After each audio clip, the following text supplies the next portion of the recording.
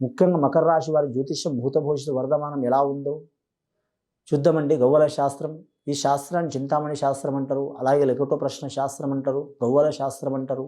గవ్వలేసి చూద్దామండి వారి జాతక బలం మీద కౌంట్ చేసి వారి భూత భవిష్యత్తు యోగ బలం ఎలా ఉందో, భవిష్యత్తు యోగ బలం చూద్దామండి. మకర రాశి వారి జాతకం.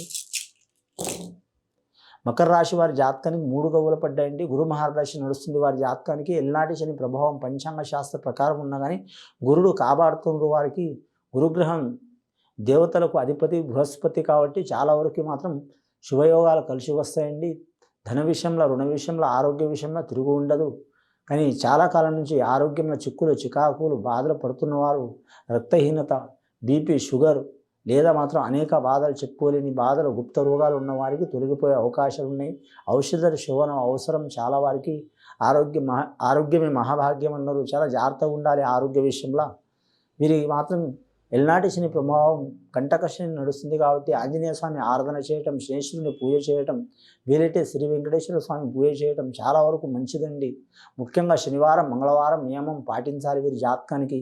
కానీ ఇనుము వ్యాపారం చేసేవారు కలిసి వస్తుంది, తైల వ్యాపారం చేసేవారు కలిసి వస్తుంది, బొగ్గు వ్యాపారం చేసేవారు కలిసి వస్తుంది, ఆయిల్ రంగంలో సంబంధించిన ఏ వ్యాపారం చేసినా కలిసి వస్తుందండి. విదేశానం వేరే రాష్ట్రం, వేరే ప్రాంతం వెళ్ళాలనుకునే వారు కొన్ని ఇబ్బందులు వచ్చినా సరే ఈ రాశి వారి మకర రాశి మకర పట్టు ఉంటుందండి. గజేంద్రుడికి ఉన్నంత పట్టుదల చాలా ఉంటుంది వీరి జాతక బలానికి. పెద్దల పేరు నిలబెట్టే అవకాశం ఉంది. రెండవసారి గవ్వలేసి చూద్దామండి.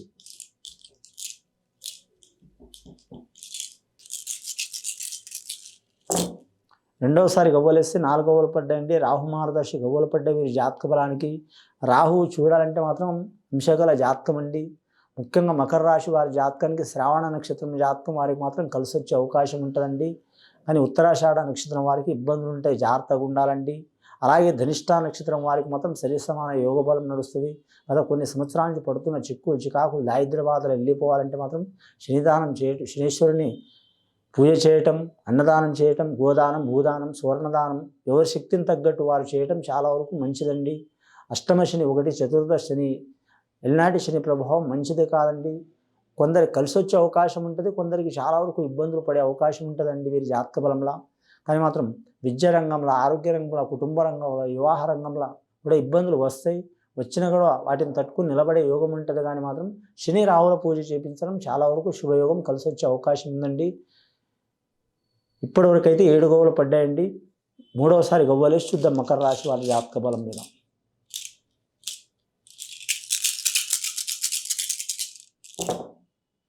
మకర రాశి వారి జాతకానికి మూడవసారి గవ్వలేసినా కూడా 4 గవ్వలు పడ్డాయండి. 4వ సంఖ్య వీరికి వదిలిపెడతలేదు.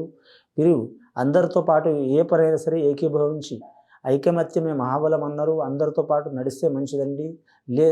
లేదా నా ఇష్ట ప్రకారం నడుస్తుంటే ఇబ్బందులు పడే అవకాశం ఉన్నదండి. విద్యార్థులకు మాత్రం ఆటంకాలు వస్తాయి, అయినా సరే అనుకున్నది సాధించే అవకాశం ఉంటుంది. వివాహ ప్రయత్నాలు చేస్తున్న వారికి మాత్రం వివాహ ఫలంలో తప్పకుండా కలిసి వస్తుందండి. కొన్ని ఆటంకాలు వచ్చినా, ఆల్రెడీ వివాహమైన వారికి మాత్రం భార్యాభర్తలో కొన్ని విరోధాలు, చిక్కులు, చికాకులు వచ్చే అవకాశాలు ఉన్నాయండి. కానీ ఇంకోటి, సంసారంలో బాధలు ఉన్నవారు, పర్సనల్ లైఫ్లో ఇబ్బందులు ఉన్నవారు, అలాగే సంతానం ఇబ్బందులు ఉన్నవారు, సంతానం కలగకపోవటం, సంతానం కలిగి నష్టం కావటం, లేకుంటే సంతానం కలిగి వారితో ఇబ్బందులు రావటం, ఇలాంటి సంఘటనలు ఉన్నవారు కరెక్ట్ మాత్రం నాగేంద్రుడికి పూజ చేయాలండి. ఇది జాతక బలానికి మొత్తం గవ్వలు పడ్డాయి చూడాలంటే మాత్రం 11 గవ్వలు పడ్డాయండి. చంద్రమహార్దశ. కానీ చాలా వరకు శుభయోగం ఉంటుందండి, కలిసి వచ్చే అవకాశం ఉంటుంది వీరి జాతకానికి.